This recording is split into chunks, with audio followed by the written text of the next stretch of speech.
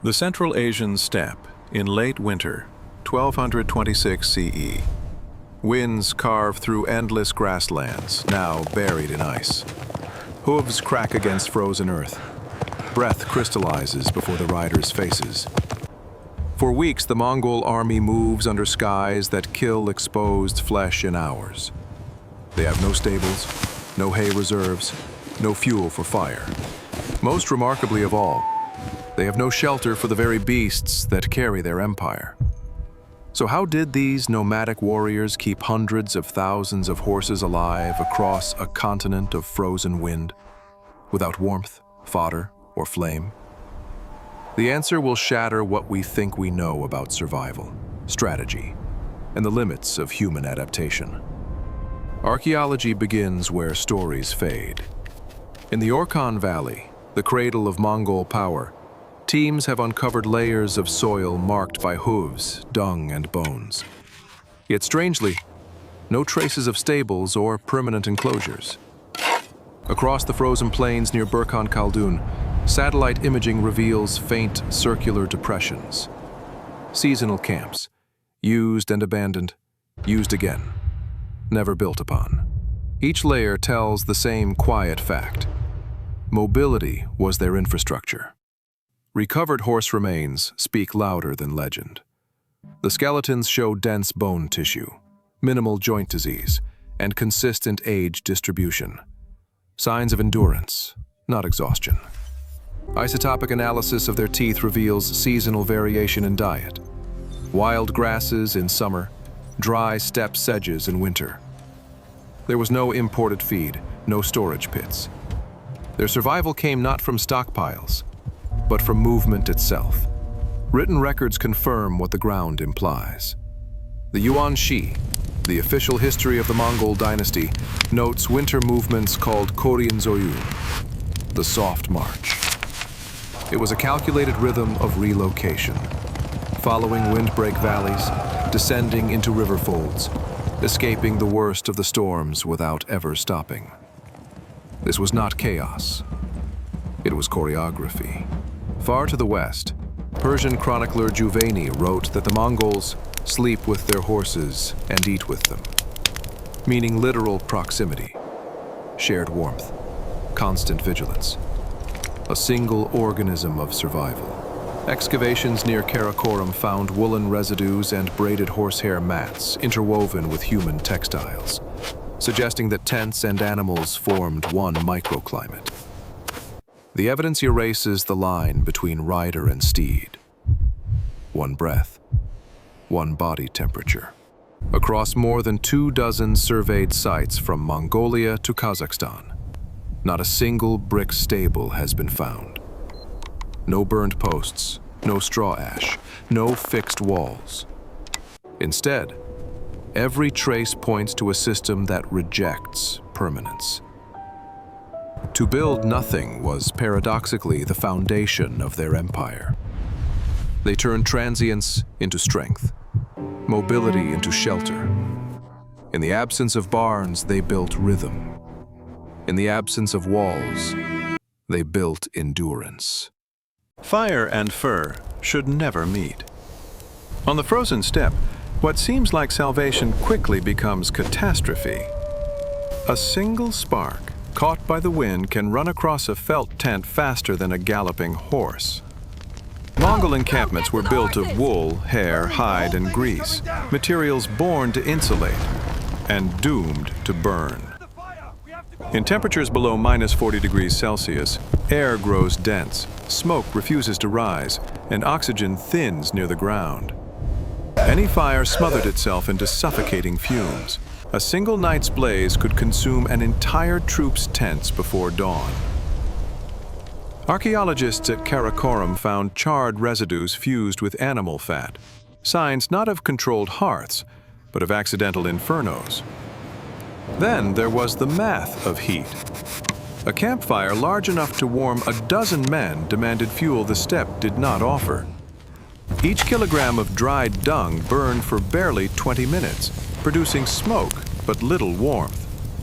Trees were days away. Hauling them meant slowing the march and risking starvation. Fuel in this world was the enemy of speed, and speed was survival itself. Even the horses could not be sheltered. Closed stables trapped humidity. Frost condensed on hides, turning warmth into ice burns. Respiratory disease spread in still air. Open exposure was paradoxically safer. Wind kept lungs clear, snow insulated hooves, and constant movement generated body heat. To confine a horse was to kill it slowly. These realities carved the Mongol logic of negation. No walls, no fire, no stillness. Their enemy was not merely the cold, it was dependency. Every empire before them tried to build against nature. They learned to ride within it. To survive the steppe, one must reject comfort as temptation. For the Mongols, danger was not in the blizzard, but in forgetting how to move through it. What replaced fire was design, woven, shared, remembered. The Mongol camp was a system of warmth without flame, precision built from instinct. Textile engineering came first. Their deal, a robe of 3 layers, was not fashion but physics. Inner felt absorbed moisture, middle wool trapped heat, and the outer hide shed wind and snow. Every morning, soldiers stitched the cuffs and collars shut with raw sinew to seal microclimates around their own bodies.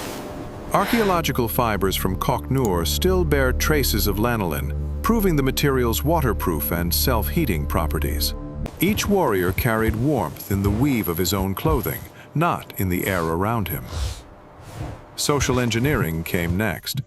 The army slept in pairs within skin bags called kui, stitched from horsehide and lined with wool. 2 bodies produced enough heat to raise the interior temperature 15 to 20 degrees above the air outside. Night guards rotated every 2 hours so that no body cooled completely. They called this rhythm amgalan, the calm within motion. Warmth was not an object, it was a schedule. Spatial engineering shaped the camp itself. Tents faced leeward. Horses were tethered behind as living walls. When snow thickened, sails and hides were dropped into low domes, trapping air in pockets, creating what modern climatologists call adiabatic heat bubbles. The camp became a breathing organism, each tent exhaling steam, each gap calculated for circulation. The Mongols built not fortresses, but flow. Nutritional design completed the system. They did not cook in the cold. Their food, air-dried meat, fermented mare's milk, dense barley porridge, delivered nearly 3,000 kilocalories per day. Fermentation replaced fire. Digestion replaced heating. Energy came from chemistry, not combustion. Modern field experiments in Mongolia have confirmed the numbers. A resting horse generates 600 watts of body heat. A man, about 100. Together, a tent of 10 beings, 5 men, 5 horses, sustains an internal climate above freezing, even in -40 air.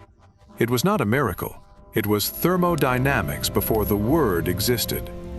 The secret of Mongol survival was not to add warmth, but to redistribute it.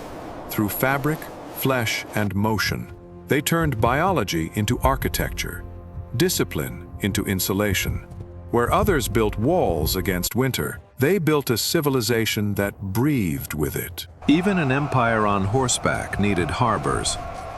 Across the steppe, the Mongols built not ports, but cycles, anchoring their world to the rhythm of the seasons. Every winter, the armies dissolved into smaller camps called Ordu, each occupying a chosen valley rich in snow-fed springs and windbreak ridges. By summer, these camps vanished, leaving only hooves, scars in the earth. Their logistics were written in geography, not stone. Archaeological surveys from Kenti'i to the Altai trace over 200 such winter bases, each spanning 50 hectares or more. They were not fortresses, but ecosystems. Corrals, storage pits for grain and salt, open hearths reserved for metalwork, not for heat. A shore for the Mongols meant any place Define where life shore could pause as a without pause stopping. within motion. Fuel and fodder were stored only to restart motion, never to sustain comfort.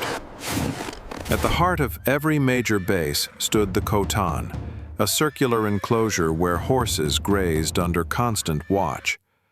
No roof, no walls, just layered organization, mares and foals in the center, war horses along the rim, sentinels on the perimeter ridges. When snow deepened, men shoveled channels to water sources, ensuring flow through ice using wooden augers powered by hand. It was the closest thing the steppe had to plumbing. Here too came the quiet genius of policy. Fire was permitted only for ironwork and medicine, never for warmth. Cooking was done collectively at dawn before departure, when smoke could rise unseen. The empire's discipline extended from tactics to thermodynamics, every ember accounted for.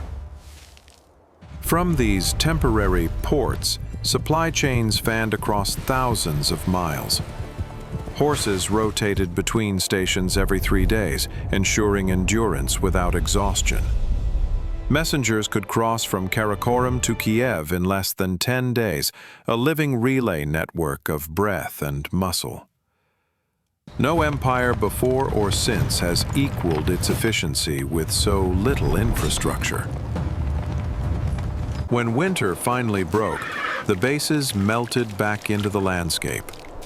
No ruins, no monuments, no waste. Only hoof prints fading into grass.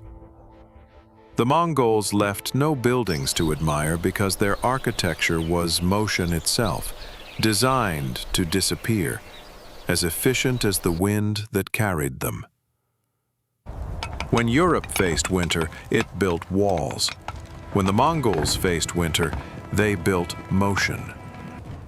The contrast defines two civilizations, one trusting structure, the other trusting adaptation.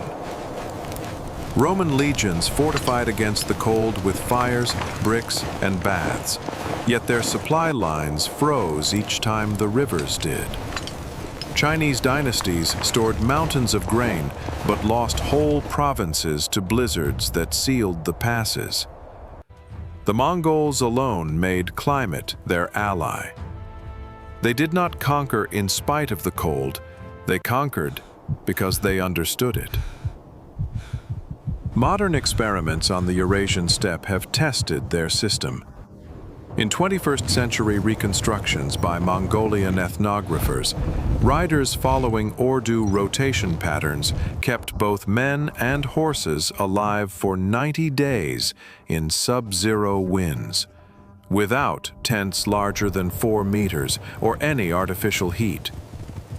Infrared imaging recorded internal temperatures in their enclosures stable at -5 when outside air fell to -40. Every data point confirmed the ancient blueprint. Mobility is insulation. 3 choices defined their genius. They chose motion over shelter, community over individuality, and knowledge over comfort.